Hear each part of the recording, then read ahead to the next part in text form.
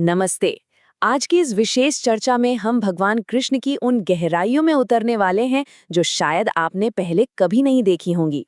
हम उन जानी मानी पौराणिक कथाओं से थोड़ा आगे बढ़ेंगे और कुछ ऐसी अनसुनी कहानियों के जरिए उनके बहुआयामी दिव्य गुणों को समझेंगे जो आज के समय में भी हमारे लिए बहुत मायने रखती हैं। आपने ये पवित्र मंत्र तो जरूर सुना होगा, ओम श्री कृष्णः शरणम मम। यानी हे परम प्रिय कृष्ण, मेरा सब कुछ आपको समर्पित है, मुझे अपनी शरण में ले लो। ये मंत्र सुनते ही मन में एक अजीब सी शांति और गहरी श्रद्धा का भाव आ जाता है ना। ये हमें उस परम सत्ता से जोड़ता है जो हमारे सारे दुख मिटाकर हमें पूर्ण शांति का अनुभव कराती है। अब देखिए, हमारे हिंदू दर्शन में एक बहुत ही दिलचस्प बात है। अक्सर अन्य देवताओं को किसी एक विशेष गुण से जोड़ा जाता है। जैसे जब भी हम भगवान शिव के बारे में सोचते हैं तो हमारे मन में उनके शांत और ध्यानमग्न रूप की छवि उभर आती है। या फिर भगवान राम की बात करें तो तुरंत उनकी अटूट कर्तव्य परायणता और न्याय का स्मरण होता है। लेकिन भगवान कृष्ण का स्वभाव एकदम अलग है। उनका व्यक्तित्व इतना गतिशील और बहुआयामी है कि आप उन्हें किसी एक सांचे में फिट कर ही नहीं सकते। यही वजह है कि धर्मग्रंथों में उन्हें एक संपूर्ण अवतार कहा गया है। माना जाता है कि उनमें सभी 16 आध्यात्मिक कलाएं या गुण मौजूद हैं। और सबसे अद्भुत बात तो ये है कि ये बात उनके जीवन की शुरुआत से ही दिखाई देने लगती है। चाहे वो एक छोटे से शिशु के रूप में माता यशोदा को अपने मुंह के अंदर पूरा ब्रह्मांड दिखाना हो, या फिर कुरुक्षेत्र के भयानक युद्ध के बीचों बीच गीता का वो परम दार्शनिक ज्ञान देना हो। जरा इस बात की कल्पना कीजिए, परमात्मा को उनके बाल रूप में देखना इतना दुर्लभ है, इतना खास है कि खुद भगवान शिव भी खुद को रोक नहीं पाए।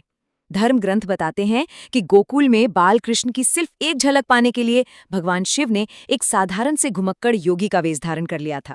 मतलब जिस रूप के दर्शन के लिए देवता युगों तक तपस्या करते हैं, शिव जी उसके लिए एक आम साधु बन गए।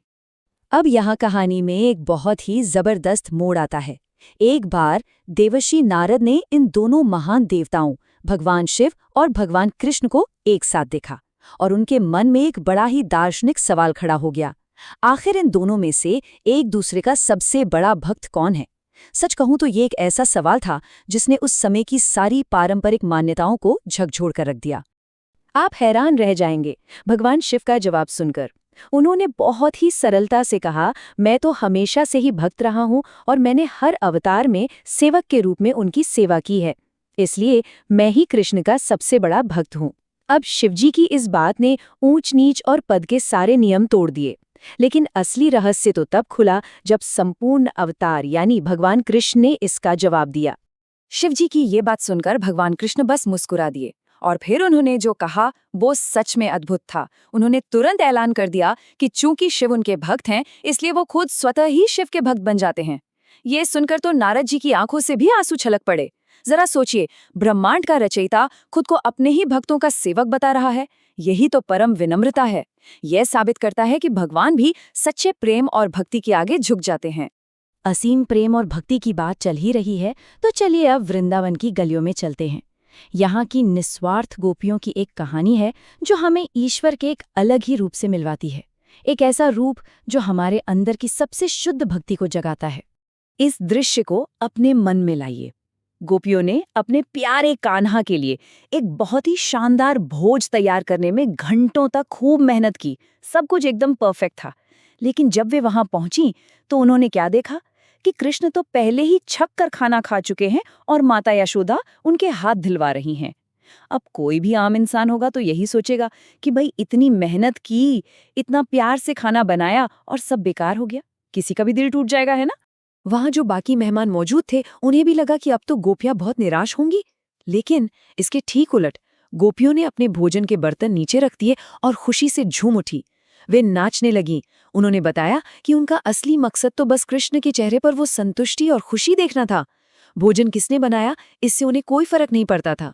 अपनी मेहनत के बेकार होने का कोई दुख नहीं, बल्कि बस कृष्ण को खुश देखकर वे खुद खुश हो गईं। इसे ही कहते हैं निष्काम भक्ति। इसका सीधा सा मतलब है पूरी तरह से निस्वार्थ भाव से किया गया प्रेम या भक्ति, जिसमें खुद के लिए किसी इनाम, किसी पहचान या किसी खास नतीजे की कोई चाहत ना हो। ये घटना हमें दिखाती है कि कैसे ईश्वर बिना किसी शर्त वाली शुद्ध भक्ति को प्रेरित करते हैं, जहां बस ब्रह्मांड में संतुष्टि का होना ही आपके लिए परम आनंद की वजह बन जाता है। अब वृंदावन की उस शांत और निस्वार्थ भक्ति से थोड़ा आगे बढ़ते हैं, क्योंकि भगवान कृष्ण का एक और रूप भी है। चलिए सीधे कुरुक्षेत्र के युद्ध के मैदान में चलते हैं, जहां का माहौल हताशा, तनाव और अत्यधिक जोखिम से भरा हुआ है। यहाँ हमें ईश्वर का एक पूरी तरह से अलग पहलू देखने को मिलता है, एक परम मार्गदर्शक और रक्षक का। यहाँ की पृष्ठभूमि बहुत ही दुखद और तनावपूर्ण है। शत्रु योद्धा जयद्रथ ने जो चक्रव्यूह रचा था, उसमें फंसकर अर्जुन के युवा पुत्र अभिमन्यु का बहुत ही अन्यायपूर्ण तरीके से वध हो चुका है। अपने बेटे की मौत से अर्जुन पूरी तरह से टूट चुके हैं और इसी भारी शोक में वो एक बहुत ही भयानक प्रतिज्ञा ले लेते हैं कि या तो वो अगले दिन के सूर्यास्त से पहले जयद्रथ को मार देंगे या फिर खुद आत्मदाह कर लेंगे। अब जरा अगले दिन के तनाव को महसूस कीजिए। दिन तेजी से ढल रहा है। कौरवों ने जयद्रथ को बहुत चालाकी से छिपा दिया है और अब अर्जुन की मौत एकदम पक्की लग रही है। और ठीक उसी समय परम गुरु भगवान कृष्ण बीच में आते हैं। अपने भक्त की प्रतिज्ञा की रक्षा के लिए वो मानो वास्तविकता को ही पलट देते हैं। वो अपने सुदर्शन चक्र से कुछ समय के लिए सूर्य को ढक देते हैं। सूर्यास्त हो गया है, ये सोचकर जयद्रथ खुशी खुशी बाहर आ जाता है और फिर सूर्य वापस निकल आता है। लेकिन यहाँ एक बहुत बड़ा ट्विस्ट था। जयद्रथ के पास एक ऐसा वरदान था कि जो कोई भी उसका सिर काटकर जमीन पर गिराएगा, उसके खुद के सिर के हजारों टुकड़े हो जाएंगे। ये तो एक असंभव स्थिति थी, लेकिन यहाँ भगवान कृष्ण की अचूक रणनीति काम आती है। उन्होंने अर्जुन से कहा कि तीर ऐसे चलाओ कि जयद्रथ का सिर उड़े और मीलों दूर सीधे उसके पिता की गोद में जाकर गिरे। अर्जुन ने वैसा ही किया। जब अचानक सिर गोद में गिरा तो पिता चौंक कर उठ खड़े हुए, सिर जमीन पर गिर गया और उनका अपना ही दिया हुआ वरदान उन पर लागू हो गया। इतने जटिल वरदानों और समय की पाबंदियों को पार करना ये दिखाता है कि कैसे वो परम रक्षक असंभव बाधाओं के बीच हमारा मार्गदर्शन करता है। अब आप सोच रहे होंगे कि इन पुरानी नाटकीय कथाओं का आज की इस भागदौड़ भरी जिंदगी से आखिर क्या लेना देना है। सच कहूं तो ये सिर्फ पौराणिक कथाएं नहीं हैं। ये आज की दुनिया में आगे बढ़ने के लिए, मुश्किलों से निपटने के लिए एक बहुत ही गहरा मनोवैज्ञानिक और भावनात्मक ढांचा प्रदान करती हैं। अगर हम इन कहानियों से मिलने वाली सीख पर ध्यान दें तो तस्वीर एकदम साफ हो जाती है। शिव और नारद की कहानी हमें सिखाती है कि हम अपने रिश्तों में अहंकार को कैसे प्रबंधित करें और आपसी सम्मान कैसे बढ़ाएं।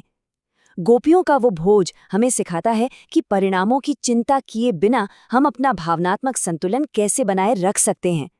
और कुरुक्षेत्र की वो प्रतिज्ञा हमें अत्यधिक तनाव और असंभव लगने वाली चुनौतियों के बीच सही मार्गदर्शन खोजने का रास्ता दिखाती है। इन अनसुनी कहानियों से हमें जो ज्ञान मिलता है वो आज भी उतना ही प्रासंगिक है। भगवान के इस संपूर्ण अवतार से प्रेरणा लेकर हम एक निडर नेतृत्व क्षमता विकसित कर सकते हैं।